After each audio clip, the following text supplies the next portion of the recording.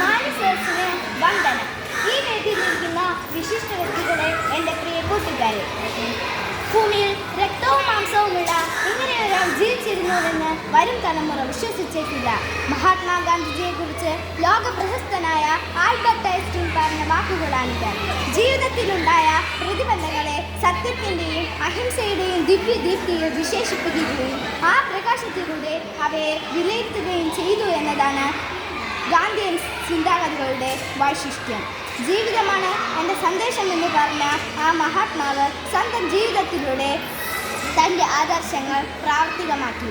അത് അദ്ദേഹത്തിൻ്റെ ജീവിതത്തെ നിത്യനൂതനമാക്കി മാറ്റി. ഗാന്ധിജിയുടെ വരവ് ഇന്ത്യൻ നാഷണൽ കോൺഗ്രസിൻ്റെ സമര പോരാട്ടങ്ങൾക്ക് വൻ ഉണർവാണ് പകർന്നത്. അക്രമവും അനീതിയും കൊലയും കൊള്ളിവെപ്പുമെല്ലാം തുടർക്കഥയായി തീർന്ന ഈ കാലഘട്ടത്തിൽ സ്ത്രീകളെ ബഹുമാനിക്കണമെന്ന് പഠിപ്പിച്ച മഹാന്റെ നാട്ടിലാണ് കട്വയിലെ 8 വയസ്സുകാരിയും ഉന്നാവിലെ 17 വയസ്സുകാരിയും ജിൻഷിയും സൗമ്യയുമെല്ലാം കണ്ണീർ ജന്മങ്ങളായുള്ളത്. പത്രത്തിലെ മുഖപ്രസംഗങ്ങളിൽ മകളെ മാപ്പ് എന്നെഴുതിയത് കൊണ്ട് മാത്രമായോ? സ്ത്രീ സുരക്ഷയാണ് നാടിനാവശ്യം. അസ്വസ്ഥമായ ലോകത്തിൽ ഗാന്ധിയൻ സിദ്ധാന്തങ്ങളായ അഹിംസ, സത്യം, വിനയം, ശുചീകരണം എന്നിവയുടെ പ്രസക്തി ഏറി വരികയാണ്. അഹിംസയായിരുന്നു ഗാന്ധിജിയുടെ ആയുധം. അദ്ദേഹത്തിൻ്റെ ഉപ്പു സത്യാഗ്രഹം, ക്വിറ്റ് ഇന്ത്യ സമരം തുടങ്ങിയവ നമുക്ക് സ്വാതന്ത്ര്യത്തിലേക്ക് വഴി തെളിയിച്ചു. 1947 ഓഗസ്റ്റ് 15-ന് ഇന്ത്യ സ്വാതന്ത്ര്യം ആഘോഷിക്കുമ്പോൾ നൗഖാലിയിലെ വർഗീയ കലാപത്തിൽ കൊല്ലപ്പെട്ടവരുടെ കുടുംബാംഗങ്ങളെ ആശ്വസിപ്പിച്ചുകൊണ്ട് മതമൈത്രിക്കായി കഠിന പ്രയത്നം ചെയ്യുകയായിരുന്നു നമ്മുടെ രാഷ്ട്രപിതാവ്.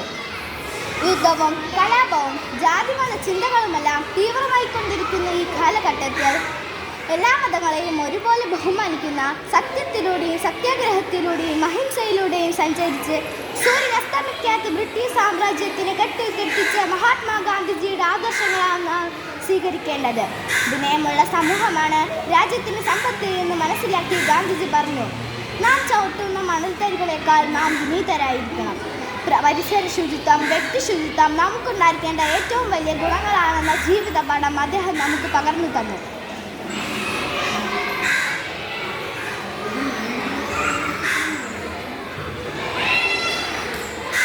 ഇന്ത്യയുടെ ആത്മാവ് ഗ്രാമങ്ങളിലാണെന്ന് പറഞ്ഞുകൊണ്ട് ഗ്രാമപഞ്ചായത്തുകളുടെ ആവശ്യകതയും ഗ്രാമങ്ങളുടെ ഉന്നമനവും രാജ്യത്തിൻ്റെ പുരോഗതിക്ക് അനിവാര്യമാണെന്ന് അദ്ദേഹം പറഞ്ഞു. മദ്യത്തിനെതിരെ കടുത്ത നിലപാടുകൾ സ്വീകരിച്ചു.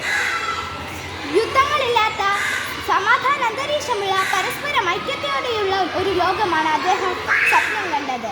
അതെ പ്രിയമുള്ളവരെ, ഗാന്ധിയൻ ആശയങ്ങൾക്ക് പ്രസക്തിയേറുന്ന ഈ കാലഘട്ടത്തിൽ അഹിംസയുടെയും സത്യത്തിൻ്റെയും വാഹകരായി നമുക്ക് മുന്നേറാം.